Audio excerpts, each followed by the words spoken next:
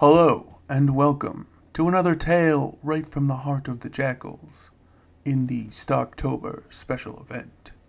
I'm your host Lothrin, and this is another tale you won't quite understand just yet. I would be sorry, but it's very important that you hear it more than you figure out why you have heard it. Let's move things along. There's so very much work yet to be done, and not nearly enough time to get even a fraction of it finished. So go grab that snack you're ever so ravenously focused upon. Settle down into the best spot of all. Get as warm and comfy as possibly ever be. And listen to songs from yesteryear.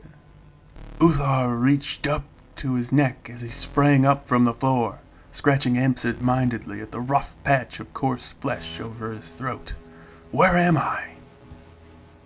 You have a choice, Uthar.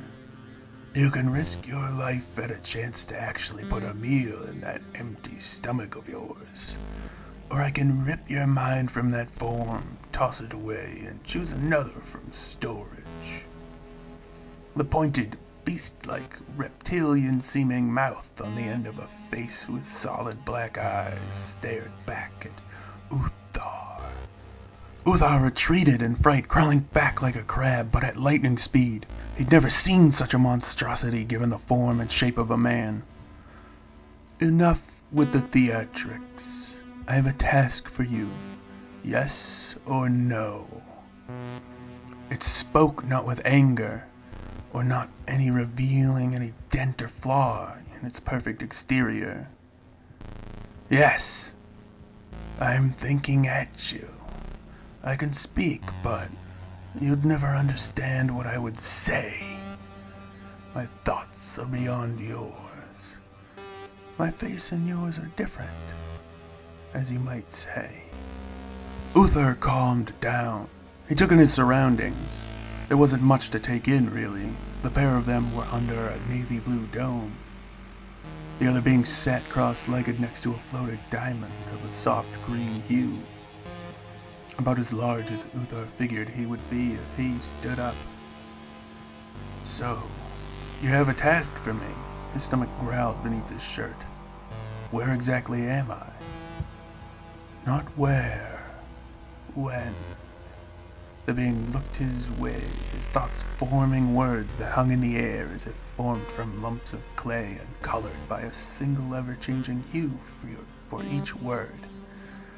16,000 of your years after your original demise. It's complicated, and we have little time to discuss it. The alien being stabbed a hand in the floor, pulling forth a hooded shoulder cloak, with a see-through but solid sort of rubber-looking layer on one side. What is that? Uthar asked. It's a breathing apparatus. Some of your people reinvented them not too long ago. I believe you call yourselves Jakuls these days. That did sound familiar, as if Uthar had heard the word and known it to be true a few hundred times. How do I put it on? Not yet, little being. First, the plan. Each thing in its phase, each phase when it comes. Each scheme worked the way it should be. The alien painted floating images upon the short distance between them, sending each frame with part of a total explanation. I require a plant to replicate food for you to consume. I have my own sustenance from the hive behind me, but it is not suitable for your digestion. This is a picture of an edible root. It is almost exactly 100 meters from our current position. This winding path is the likely best route to travel to the retrieval point. That doesn't sound hard. Why don't you do it? Uthar asked of this island figure, forming words and thoughts in his head and upon his vision. I would have ages ago, but I am tied to the hive. Without assistance and proper fortifications, I cannot leave the sanctity of the Zero Ring. Okay, that doesn't seem so bad. I'll put it on like the diagram shows and be back in a bit. Halt, Uthar. Uthar paused as he gripped the hood. Turn around. I will show you the real problem. Uthar shifted, seeing a torn segment in the dome, or rather through its surface. At first his eyes only scanned across gray-brown scorched stone. But then as he kept turning toward the area of the dome that marked his initial path, he made out shapes roving across the wasteland. They were even more loathsome and fiendish than Uthar could have made them in his most maniacal ravings. Great hordes of bipedal misfits making of deranged lunatics swept across the landscape in endless tides. Each appeared more thrown together and makeshift than the last. But all they shared a few common disconcerting features. A cavernous dagger-filled maw was the core vertical summation of their bodies. No head, no face. And while they all had legs, their arms, those drifted, some akin to solid jackal limbs, others had tentacles, and still other limbs emerging from within the great and terrible, vertical-bladed, undulating traps that were their faces. That does seem like a problem, Uthar commented.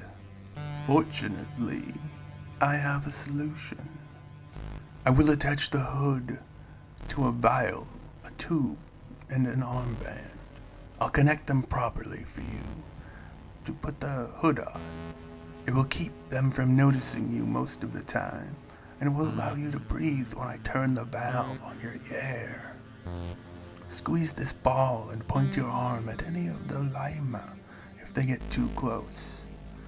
The alien smiled, at least what Uthar thought was a smile, and finally moved to adjust the device meant to assist Uthar in his quest. How far do I have to go? Unfortunately, it is not effective for more than a few feet away from the Lima. Use it sparingly. That is all I have, and there is precious little for your trip there and back again. He went back to his spot near the diamond. Time is wasting, little creature. Uthar found himself thrust out of the quiet and calm of the dome. Abruptly, gale-forced winds tearing at every scrap of his body. The hateful gusts against which he could barely find any purchase at all. Could you maybe have told me about the breeze, Dick? He crawled and clambered towards his faraway prize, no longer thinking that this task would even be achievable. The Lima stayed well away from the dome, which stuck out from the rest of the landscape. At least it wouldn't be too difficult to spot on the crawl back. Moving to the edge of the line between empty open ground and 2-story tall roving Lima, another detail coincidentally lost during his instruction. Uthar noted how there were various knots on the beasts. They roved in packs, bombarding one another and ripping anyone they captured to bits in an endless ocean of consumption.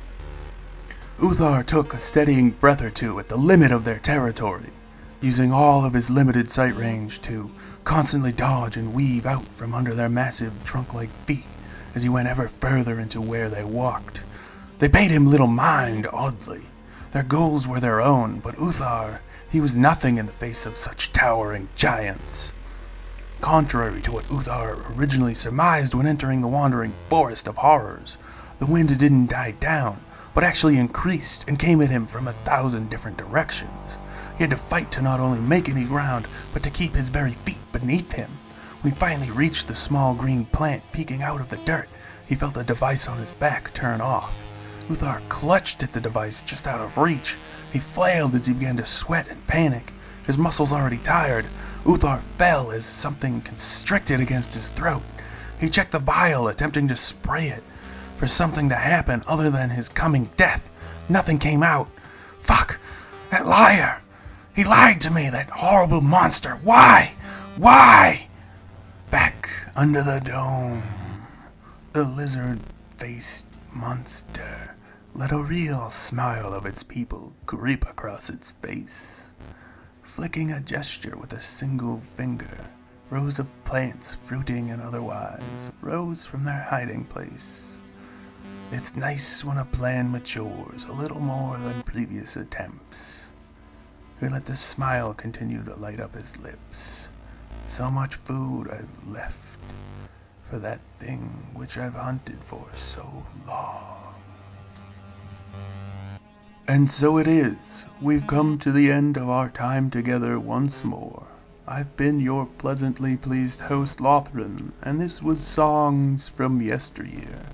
Another tale straight from the heart of the Jakuls. I leave you as I choose to do most often, guided right along the path by the experienced Bramble. Go ahead, little worm. Hello and good night to each and all. Leave your comments, questions, and pleasantries down below. Like and share to help us learn, spread, and grow. And don't forget, we encourage each and every one of you to do your absolute best to try and stay safe out there.